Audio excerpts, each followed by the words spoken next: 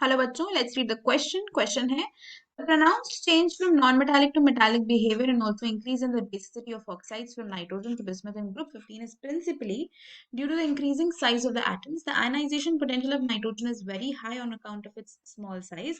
However, ionization potential decreases regularly on descending the group.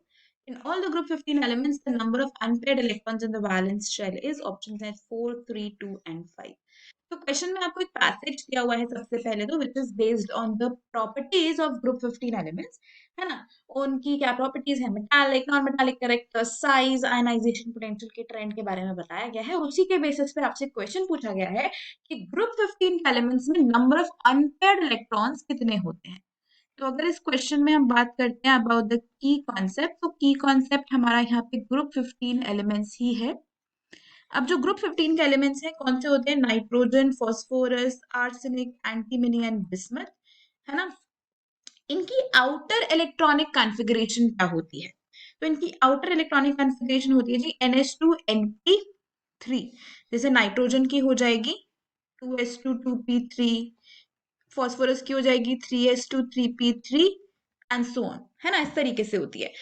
तो मतलब ये इसकी आउटर इलेक्ट्रॉनिक कॉन्फ़िगरेशन, आपको बताना है अनपेयर्ड इलेक्ट्रॉन्स कितने होंगे। तो अगर आपके पास एक ns ऑर्बिटल है उसमें 2 इलेक्ट्रॉन्स है, मतलब ये तो कंप्लीटली फिल्ड है। और np में 3 है, मतलब सबसे पहले ये क्या होंगे, सिंगली ऑक्यूपाई ही होंगे। तो यहां से आपको क्या देखने को मिल रहा है, कितने अनपेयर्ड इलेक्ट्रॉन्स हो गए, 3। तो ग्रुप 15 एलिमेंट्स में वैलेंस शेल में नंबर ऑफ अनपेयर्ड इलेक्ट्रॉन्स कितने रहेंगे, 3 अनपेयर्ड इलेक्ट्रॉन्स। ऐसे इलेक्ट्रॉन्स जो पेयर्ड नहीं है, जो सिंगली ऑक्यूपाइड हैं, वो 3 है।